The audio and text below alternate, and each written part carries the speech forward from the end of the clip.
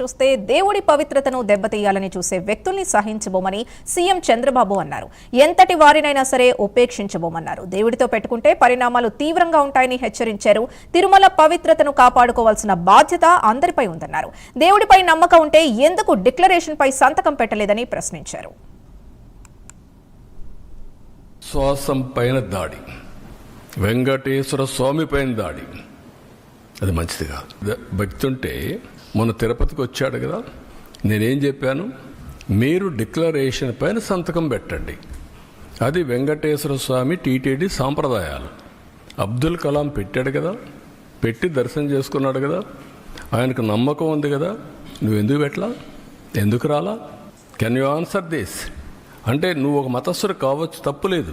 వెంకటేశ్వర స్వామి దగ్గరికి రావడానికి ఎవరైనా సరే అన్య మతస్థులు నమ్మకం ఉందని సంతకం పెట్టాలి, డిక్లరేషన్ ఇవ్వాలి, నేను దర్శనం చేసుకోవచ్చు. ఎందుకు రాలేదు అంటే ఇప్పటి వరకు నువ్వు చేసుకోవాలి. అంటే దేవుని పవిత్రత కూడా కాపాడలేని అసమర్థులం కాదు మేము. నేను I'm very clear in this. నీ ఇష్ట ప్రకారం మీరు దాడి చేస్తే ఇక్కడ కూర్చొని ఓకే పర్వాలేదు, లేదంటే భయపడి పారిపోయేదానికి సిద్ధంగా బాధ్యతగా తీసుకుంటాం.